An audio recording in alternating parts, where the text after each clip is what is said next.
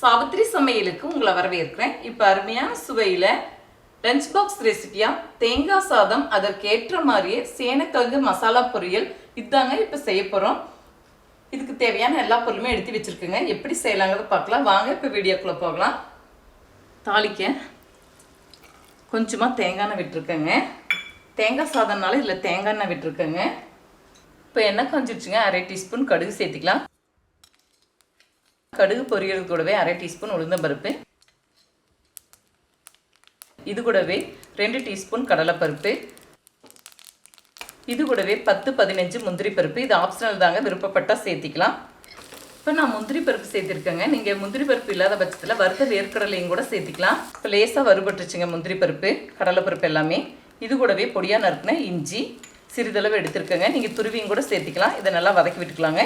இது கூடவே 2 பச்சை மிளகாய், 2 வரமிளகாய், சிறிதளவு கருவேப்பிலை. இதை நல்லா வதக்கி விட்டுக்கலாங்க.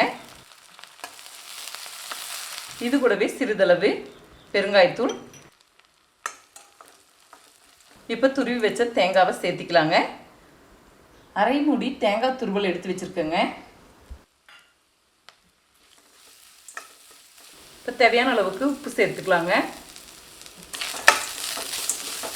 தேங்காவை நல்லா வதக்கிக்கிட்டால் உங்களுக்கு தேங்காய் சாதம் கெட்டு போகாமல் இருக்குங்க. அதே மாதிரி நீங்கள் தேங்காய் சாதம் செஞ்ச பிறகு கொஞ்சம் சூடு ஆற வச்சு லஞ்ச் பாக்ஸில் பேக் பண்ணி எடுத்துகிட்டு போகும்போது உங்களுக்கு கெட்டு போகாது.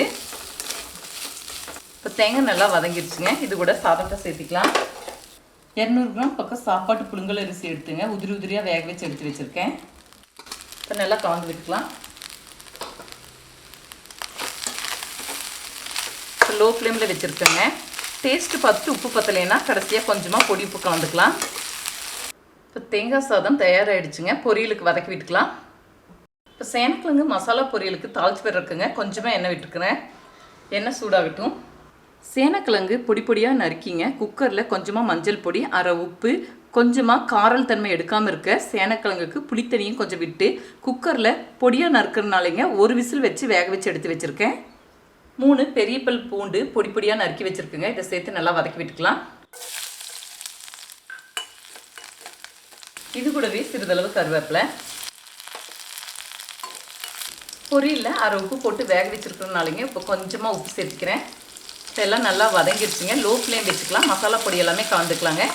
மஞ்சள் பொடி போட்டு வேக வச்சுருக்கிறதுனாலங்க இதில் மஞ்சள் தூள் சேர்த்திக்கலாம். 1 டீஸ்பூன் மிளகாய் தூள், அவங்கவுங்க காரத்துக்கு தகுந்தாலும் சேர்த்திக்கலாம். 1 டீஸ்பூன் மல்லித்தூள், அரை டீஸ்பூன் கரம் மசாலா தூள். நல்லா கலந்து விட்டுக்கலாங்க. இப்போ வேக வச்ச சேனைக்கிழங்கு சேர்த்திக்கலாம். இப்போ மெதுவாக ஒன்று சேர நல்லா கலந்து விட்டுக்கலாம். லோ ஃப்ளேம்லேயே ஒரு 2 நிமிஷம் இருக்கட்டுங்க. உப்பு காரமெல்லாம் பிடிக்கட்டும். இப்போ பொரியல் தயாராகிடுச்சுங்க. இறக்கி வச்சுக்கலாம். இப்போ அருமையான சுவையில் தேங்காய் சாதம், அதற்கேற்ற மாதிரியே சேனைக்கிழங்கு மசாலா பொரியல் செய்துட்டேங்க. இப்போ லஞ்ச் பாக்ஸில் போட்டுக்கலாங்க. இதே முறையில் செய்து பாருங்கள். இந்த வீடியோ பிடிச்சிருந்தால் லைக் பண்ணுங்கள், ஷேர் பண்ணுங்கள், சப்ஸ்கிரைப் பண்ணுங்கள், கமெண்ட்ஸ் பண்ணுங்கள். அடுத்த வீடியோவில் சந்திக்கலாம்.